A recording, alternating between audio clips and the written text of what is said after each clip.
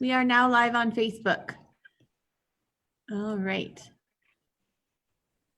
So we're going to give it a couple minutes to let people filter on, and then we're going to go ahead and get started with our experiment along today, which is all about volcanoes. So that's exciting. So I know we have a lot of people who are interested in volcanoes. So let me go see where we are. Who's joining us. If you can put in the comments where you're from and if you're joining us for the first time or not, let us know. We'd love to see who's here with us. So just give us a heads up. All right, I need to go do something real quick.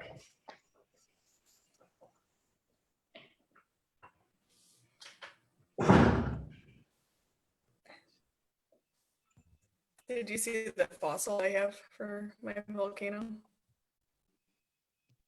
Is it a little leaf or what is it?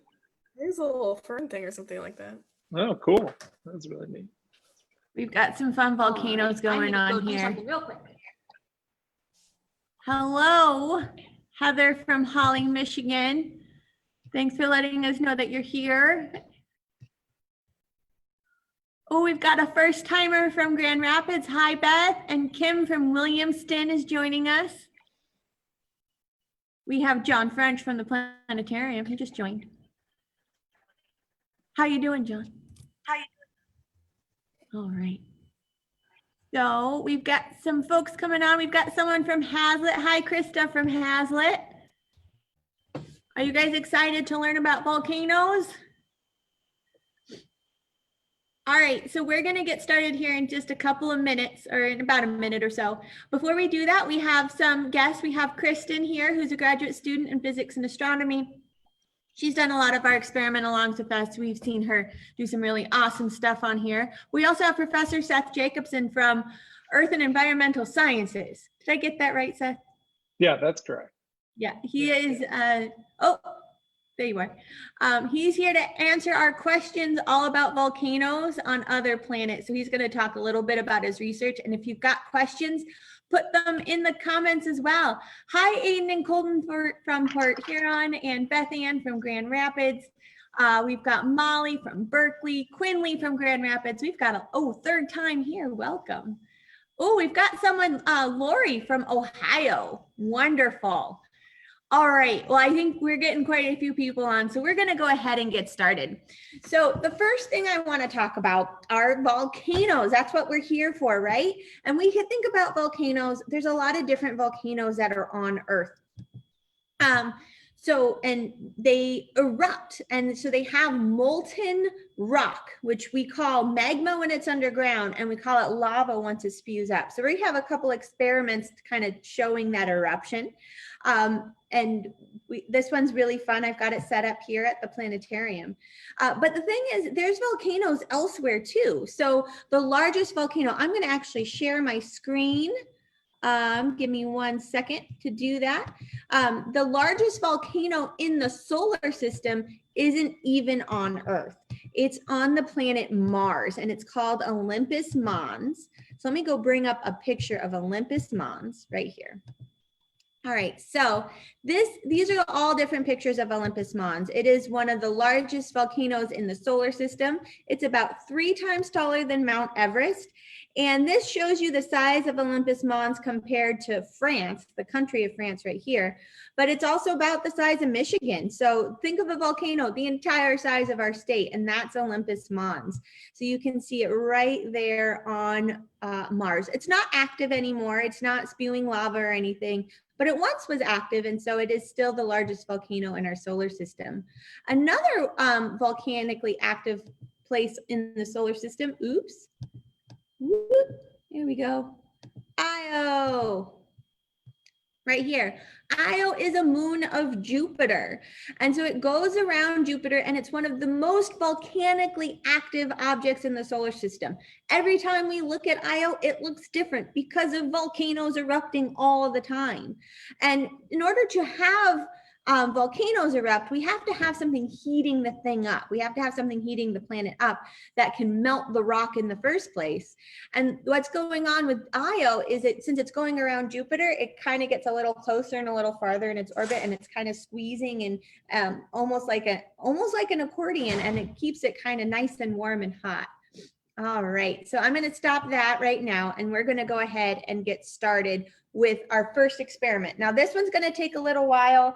Hi, Jeff. Thank you for delivering mail. Let's give everyone a round of applause who's still out there working right now. Jeff is our wonderful mailman, and he just dropped off our mail.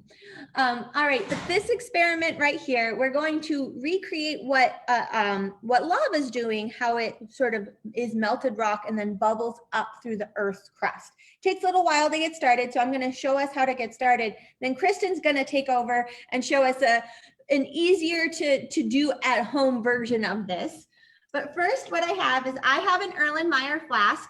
You can do this at home with your parents as long as you have a heat-safe glass object to do this in. And it doesn't have to be this shape. I like this flask because I like saying Erlenmeyer flask, but also because it looks like a volcano.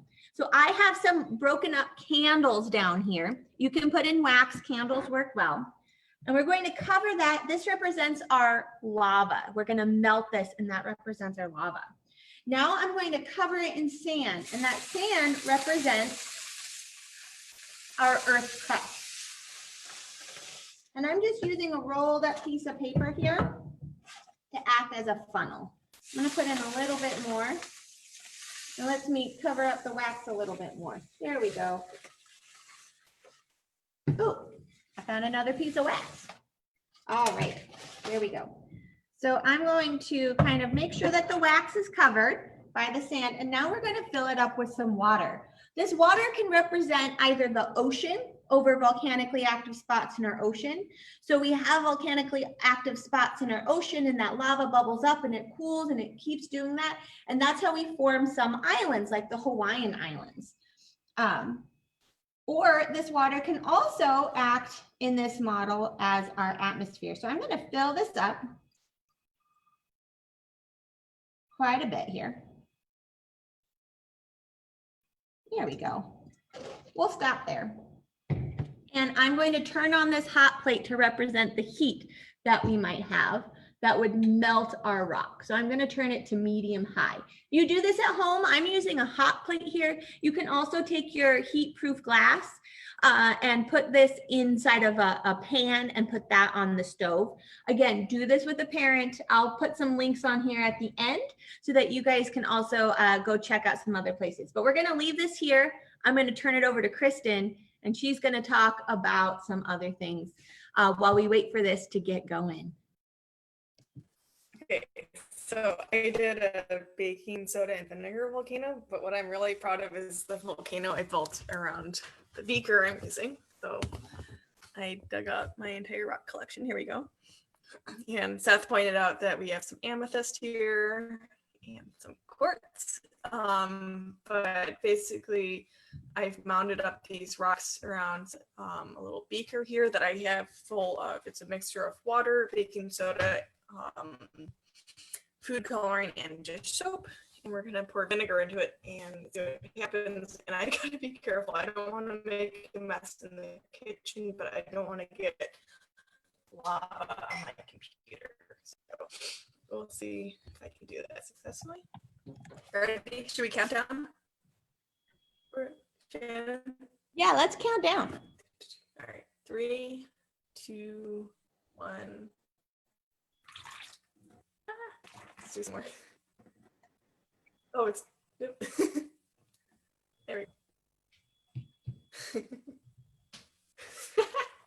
I think I can put some more vinegar on too.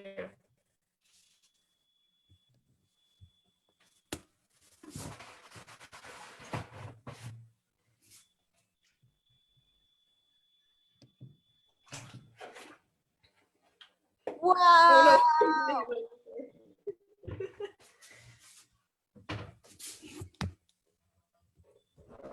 So what's happening, Kristen? Why is that erupting like that? So this is a little bit different than what your volcano is going to do because mine is a chemical reaction, and the vinegar is very acidic. It's also getting all over my floor. So the vinegar is very acidic, and the baking soda is very basic. And so when you combine the two, they react and work like this, which is awesome. And I think the dish soap helps to make it nice and fizzy. So. Yeah. Okay, I'm going to move this before it gets everywhere. If anyone makes this at home, all you need is baking soda and vinegar. You can also throw in some red food coloring if you want, and some dish soap if you want to make it extra bubbly. But this is a really fun experiment that you can do at home. You can build your own volcano out of Play-Doh or clay, or do what Kristen did and get out your rock collection. So if you do that, take some pictures.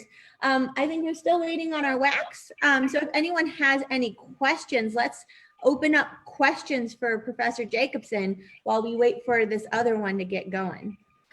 If there aren't any questions yet, can I ask him about some of the rocks? Is that okay, Seth? Yeah, sure. Okay. Let's see. Let me watch. So, all right. So here's a couple of the rocks.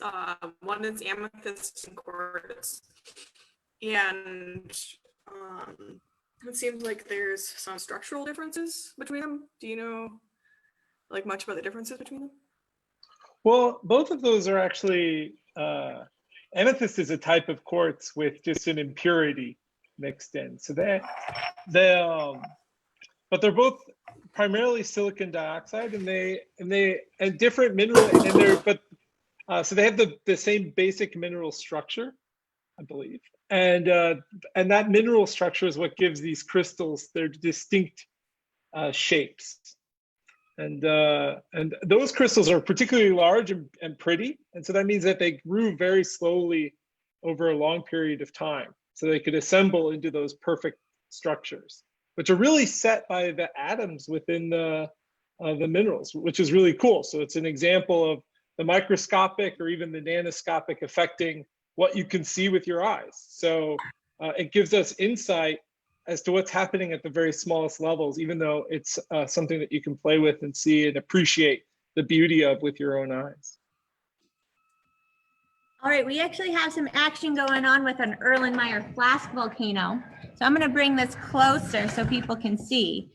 All right, I don't know if you can see right there, but we've got some wax that just bubbled up through there, and it's almost like made a stalagmite or a stalactite. Which one goes from the bottom up? I always forget. The stalagmite goes up. Thank you. The stalagmite is the one. It almost looks like that. So you can see that it's coming, and listen, you can hear it starting to bubble a bit. And I can see the wax melting. So what we're doing is we're waiting for that wax, which is again a model for our lava. My water is just not very clear here. To find a weak spot basically in our crust. Oh, there's another one that just popped up right here. So it looks like this is where our action is going to be. So we've got some little bits of wax finding a weak spot and bubbling up. So this is what's happening with volcanoes on Earth as well. And so it's, oh, I saw something else happen. Oh, look right here. We can see another one. This one's really close, right on the edge. You can see that one just came up. So this is also what's happening. Oh, look right there. Look right there. That one just came up right there.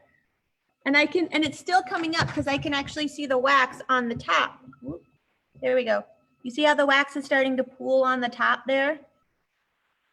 So again, this is a model for our volcanoes because the rock gets melted by heating processes in the earth, and then it finds a weak spot in the crust of the earth to come up and form our volcanoes.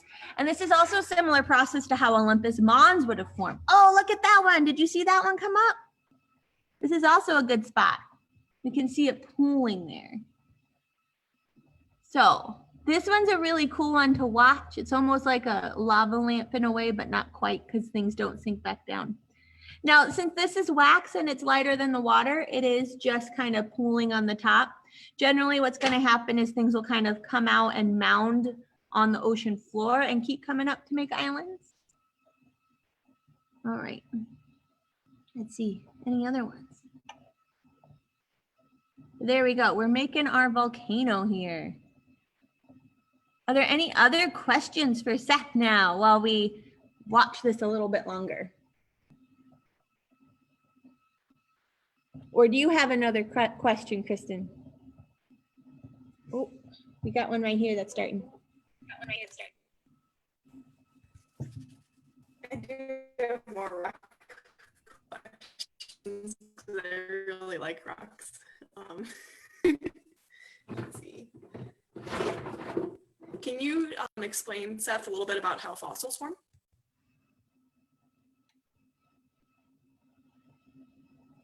I think you need Seth, you're muted. So how fossils form? Well, fossils form due to a chemical change in material after it's been buried, either by soil or by some other sort of deposit. Could be debris from a landslide. And chemical exchange goes on between living material or deceased material and the earth around it. And the particularly bone material can be turned or chemically changed into rocks. And that can preserve the structure of the bones. And therefore, when we excavate these fossils, what we see is rock that's been shaped into the shapes of the whatever bone structure existed prior to that chemical reaction or chemical exchange. So that's really the history of, or where fossils come from. So these volcanoes are really cool, but volcanoes don't exist everywhere on the earth. They exist in a number of unique locations, and that's because most of the earth is solid beneath us. Only in special places is the earth melting, and so one of those places is called the Ring of Fire, and America is on the Ring of Fire. The Ring of Fire surrounds the Pacific Ocean. It goes all the way from the southernmost tip of South America up along the west coast of the Americas, up through California, Oregon, Washington, into Canada, and then Alaska. And then it rings along the northern part of the Pacific Ocean to come back down in Russia and Japan, through parts of China, through the Philippines and Indonesia, and all the way to Australia and into the, or not really Australia itself, but into Oceania and New Zealand. And so the Ring of Fire is the location of some of the most violent and explosive volcanoes in the world. But volcanoes can exist in unique hot spots.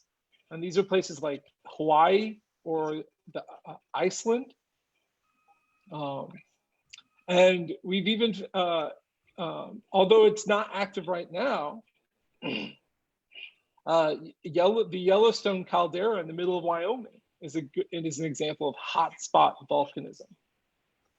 I see someone asked what country has the most volcanoes, and I have to admit I don't know that off the top of my head. The U.S. has quite a few, so we'd be up there, mostly because we have a lot in Alaska as well as along the rest of the West Coast. Chile, other places on the Ring of Fire have a lot of volcanoes. So Chile, which is a very long, it's a very narrow country along the Ring of Fire, has a lot of volcanoes inside of it. But yeah. So Michelle asked, where's the biggest volcano on Earth? The biggest volcano on Earth is in the U.S. It is called Mauna Kea. So that's the largest inactive volcano. So that's the largest preserved volcano. The largest active volcano, I believe, is Mauna Loa, which is right next door to Mauna Kea. Mauna Loa, I'm sorry. So Mauna Loa and Mauna Kea are the two large volcanoes that make up most of the island of Hawaii in the state of Hawaii. So this is the Big Island, which has the same name as the state. Mauna Kea is actually taller than Mauna Loa, and it would actually be much larger than Mount Everest if we measured its height from where the slopes strike the bottom of the ocean. But because the ocean takes up a significant part of its size, because it rises out of the ocean floor, the amount above seawater is only about half the size of Mount Everest. But it extends into the ocean to a significant depth. But Mauna Loa is very much active today. And in fact, there were large eruptions last year on the slopes of Mauna Loa. So I have another question. If you are just joining us, please keep asking questions in the comments, and then we'll read them and Seth will answer them. But we were talking about Olympus Mons earlier, which is the largest volcano on Mars, I believe, the largest mountain. So my question was, does Mars have like a similar like volcano forming, method with tectonic plates as Earth does? Or is it like a different mechanism that was forming Olympus Mons? Yeah, that's a great question. So Olympus Mons is actually very similar to those Hawaiian volcanoes we were talking about. So to our best, to our best understanding, Olympus Mons formed a lot like Mauna Loa or Mauna Kea in Hawaii, and that is it's formed as due to hotspot volcanism.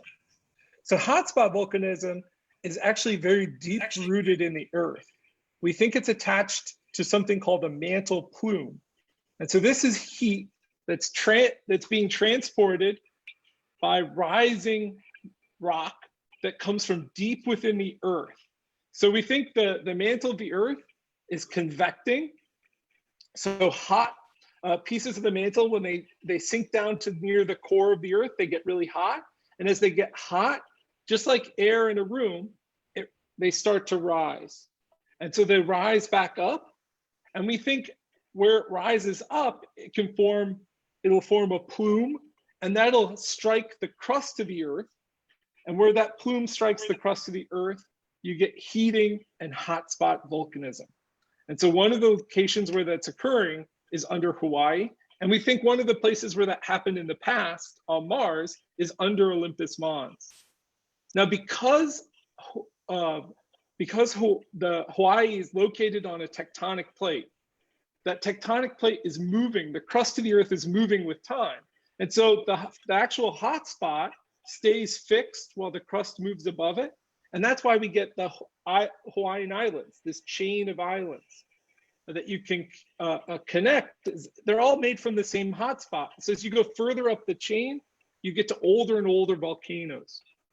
On Mars, the crust of Mars didn't move over that hotspot.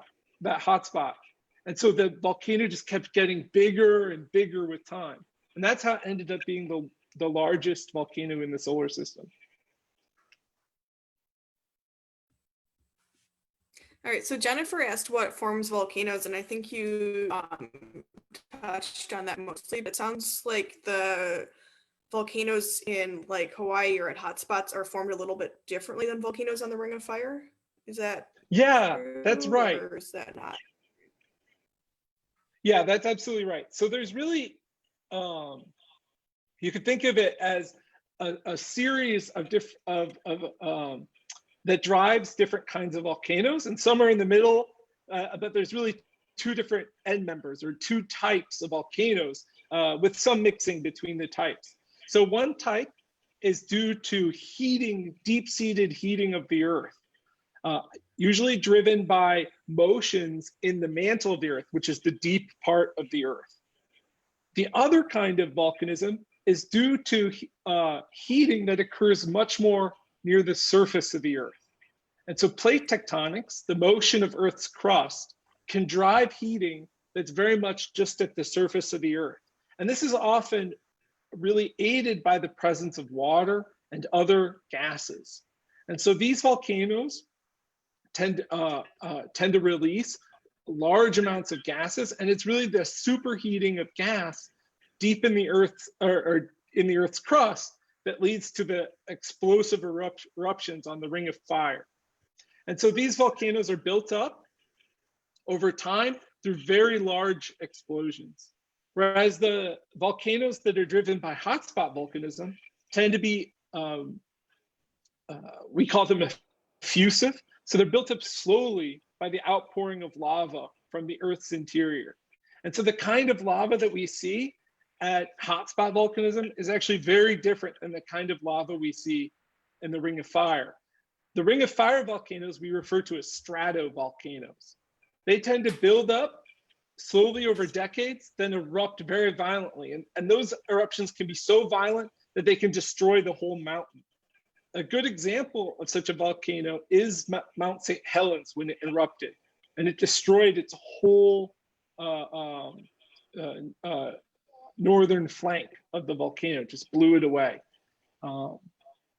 So there's really these two different kinds of volcanoes, and then there's sort of there are some that are sort of a mix of these two different kinds. Cool. So if you have any more questions for Seth, go ahead and ask them in the comments. I wanted to ask another thing though. So we have in our solar system, we have like different types of planets. So we have, Shannon, we have the ones that are like the terrestrial planets, and then we have the gas giants, which probably can't form a volcano because they don't really have a surface. And then we also have like the ice giants. So is it only the terrestrial like type planets that have volcanoes? Or That's like, a could great ice giants question. have it, or do you know? That's a really cool question. So we don't think any of our gas giant planets have volcanoes. And that's exactly because you really need solid material to have volcanoes. So Jupiter, Saturn, Uranus, and Neptune don't have volcanoes. However, they have moons that do have volcanoes. So Jupiter has the moon Io, which is covered in volcanoes. And Shannon showed some pictures of those volcanoes earlier. And those volcanoes, again, are very similar to the volcanoes found on Earth and Mars and Venus and the moon and Mercury, places where terrestrial planet, volcanoes that are found on what we call terrestrial planets.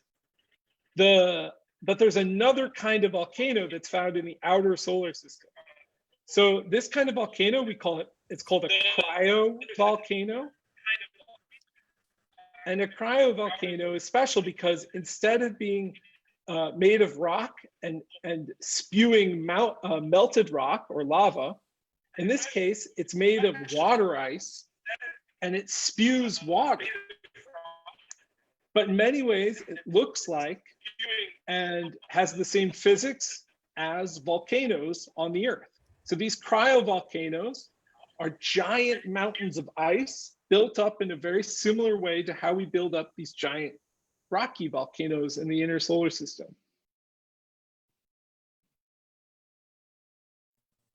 That's cool.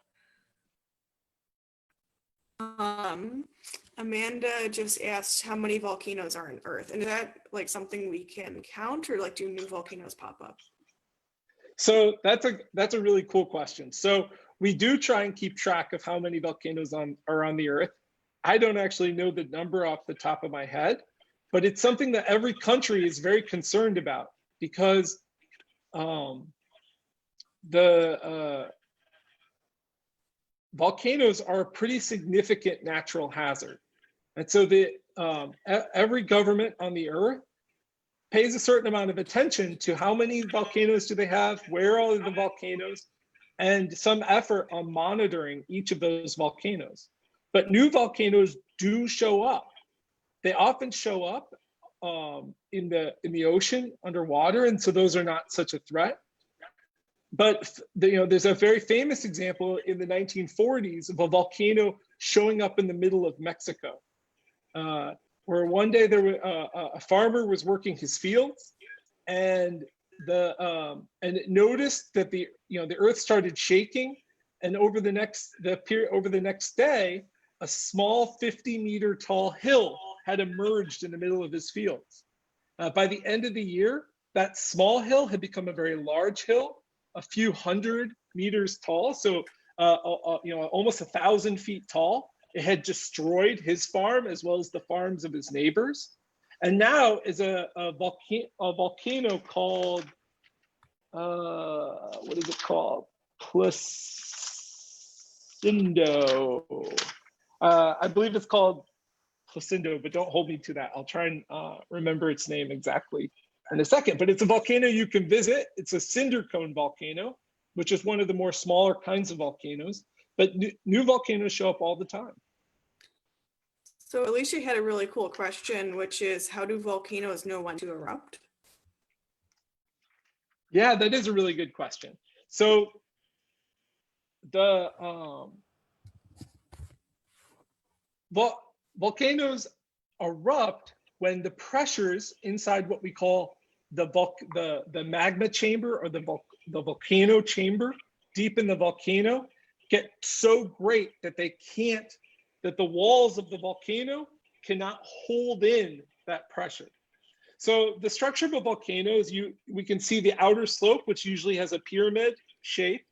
And then there's usually a central conduit or a central tube or pipe that goes down to a large magma chamber. And in this chamber, molten rock has accumulated as it has come up from deep within the earth. Now it rises because it's hot, and hot things have a lower density than cold things. So it's coming up out of the earth. It fills this chamber. Now, typically in that pipe, there's some sort of cap. And this usually comes from the last time the volcano erupted. Some of the leftover lava cooled and became a solid stone or solid rock, and that capped this pipe. But over time, the pressure deep in the magma chamber will rise and rise, much like the pressures in Kristen's experiment. It'll build up over time and it'll blow off that cap. And when that cap gets blown out is when you have a major eruption.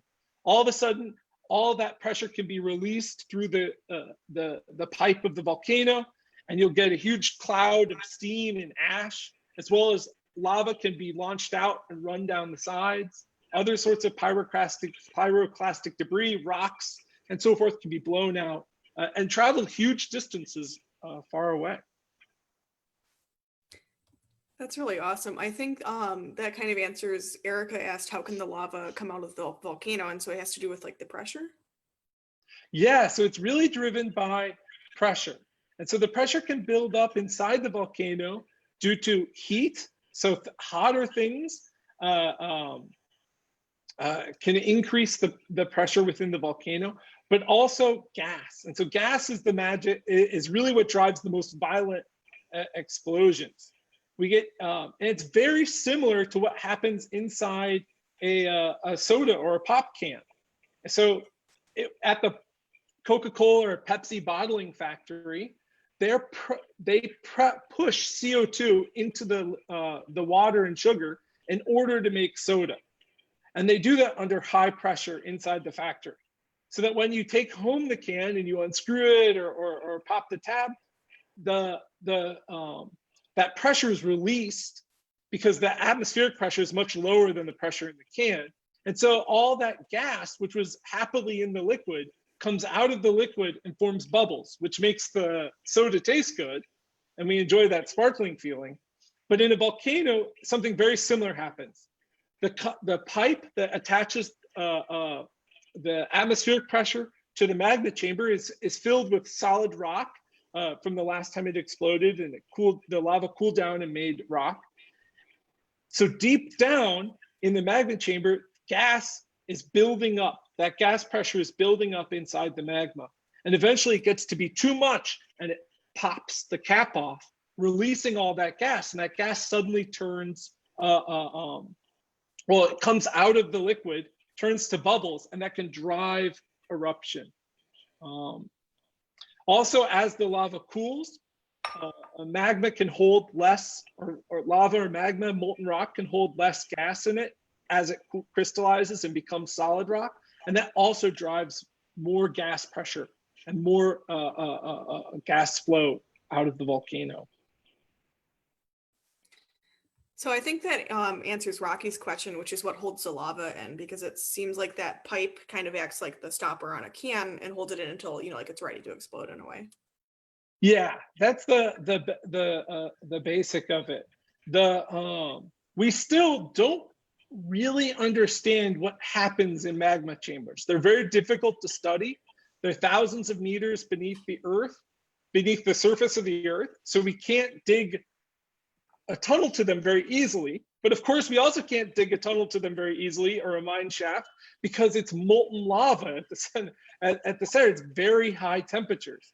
And so we generally study them through seismology, which is studying of how sound waves interact inside the earth. And we also study volcanoes using other deep earth sensing techniques. But it's very challenging to understand what's going on inside volcanoes. The other way geologists study volcanoes is we go to extinct volcanoes, or volcanoes that no longer erupt, and there we dig mine shafts and so forth to understand what happened in the past and try and get some insight into what is happening today. So Amy and Alicia, so Amy asked how hot is lava, and Alicia asked how hot is the volcano. So yes, the lowest temperature lavas can be as low as about 600 degrees centigrade. So I have to put on my math hat for a second and do some. So that's about 1100 degrees Fahrenheit. So that's about as low a temperature molten rock as you're going to find, but they can be much hotter. So the hottest lavas come out at over 1000 degrees centigrade. So that's about 1800 degrees Fahrenheit. So these are extremely hot lavas when they come out. And so the hottest lavas are those found at hotspot volcanism in places like Hawaii. The colder lavas at 1100 degrees Fahrenheit, which is still very hot, are found at places like the stratovolcanoes around the Pacific Rim of Fire.